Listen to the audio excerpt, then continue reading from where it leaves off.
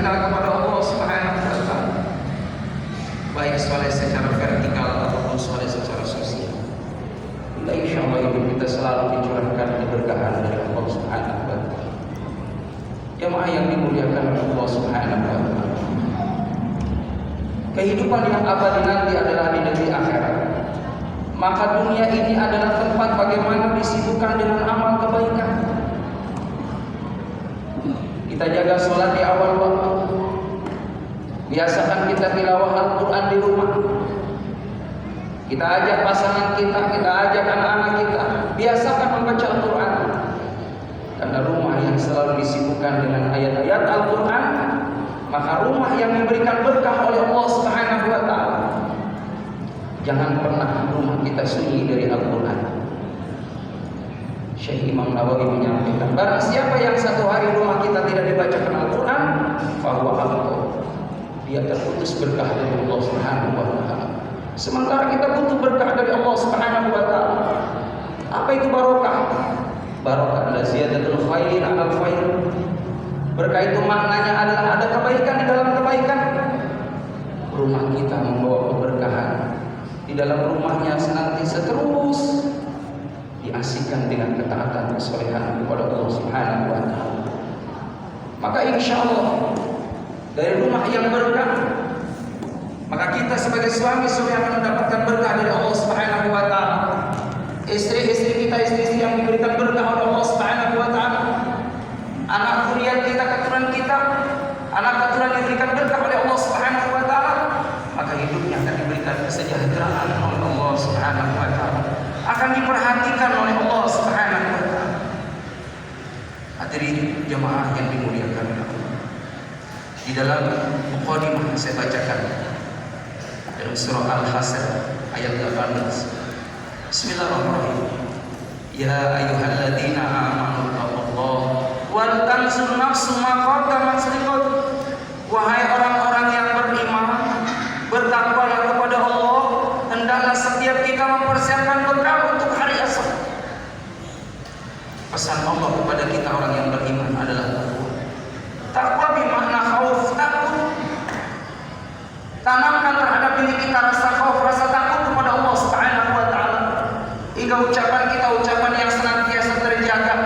Qaulan layyina qaulan sadida, qaulan ma'rufan, qaulan karimah. Ucapan yang baik, ucapan yang membawa manfaat untuk diri kita dan orang lain. Ucapan yang senantiasa banyak membaca kalimat thayyibah. Subhanallah, alhamdulillah, wa la ilaha illallah, wallahu akbar. Bukankah kalimat ini juga dinilai sedekah di hadapan Allah? Bukankah kalimat ini juga penggugur dosa-dosa kita? Bukankah kalimat ini juga menjadikan Allah ridho kepada kita? Bukankah kalimat ini juga menjadikan asbab insyaallah kita senantiasa terpelihara hidayah dari Allah Subhanahu wa taala? Sibukkan dengan membaca kalimat thayyibah. Hadirin jemaah yang dimuliakan oleh Allah, mata yang senantiasa takut kepada Allah Subhanahu wa taala, mata yang senantiasa melihat ayat-ayat Allah Subhanahu wa taala, ayat qauliyah berupa Al-Qur'an Karim.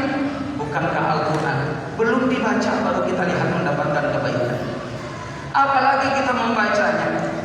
Orang yang membaca Al-Qur'an, lalu orang yang mendengarkan Al-Qur'an, la'allakum turhamun, maka akan mendapatkan rahmat, mendapatkan kasih sayang dari Allah Subhanahu wa taala. Mata yang senantiasa melihat tanda-tanda kebesaran Allah Subhanahu wa taala, melihat langit, melihat bumi, melihat lautan, melihat matahari, melihat bintang-bintang, melihat rembulan, melihat ciptaan Allah Subhanahu wa taala, diiringi dengan kalimat Rabbana ma khalaqta hadza batilan subhanaka faqina adzabannar. Sungguh ya Allah, Engkau ciptakan makhluk di muka bumi ini tidak ada yang sia-sia. Semuanya memberikan manfaat terutama kepada manusia. Maka pantas manusia senantiasa wajib mensyukuri karunia Allah Subhanahu wa taala.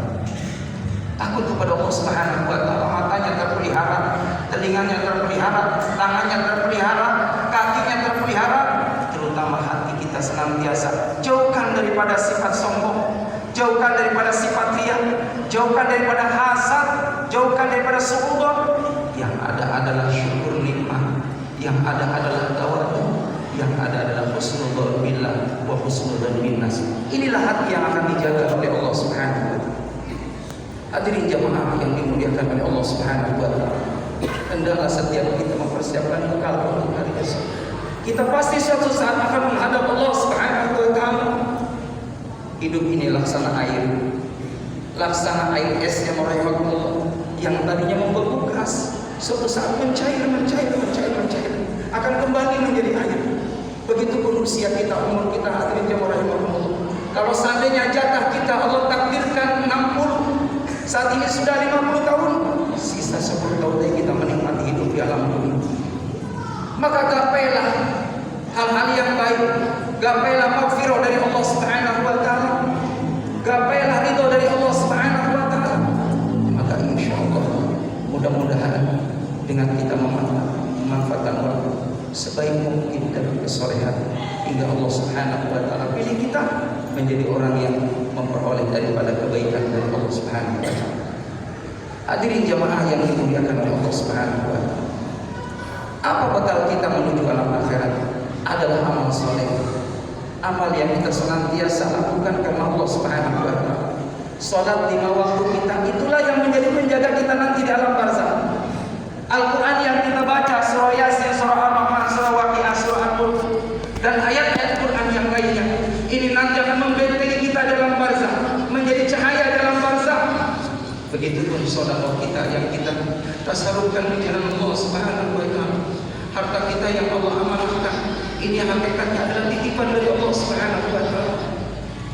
Harta yang dimuliakan oleh Allah Subhanahu wa taala, ada yang sudah kita konsumsi akan menjadi najis. Ada harta yang kita simpan, ini buat ahli waris. Ada harta yang sudah kita tasarrufkan di jalan Allah Subhanahu wa taala, adalah harta yang sebenarnya, tabungan yang sebenarnya, investasi kita yang sebenarnya.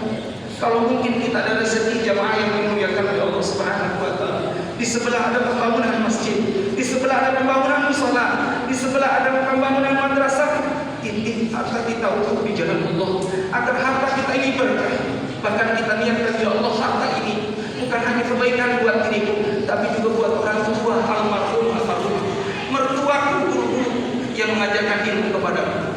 Maka insya Allah sedekah yang diniatkan almarhum akan disampaikan kepada Allah Subhanahu. Hadirin jamaah yang dimuliakan oleh Allah Subhanahu wa taala. Juga qiyamul lail di malam hari itu adalah bekal kita.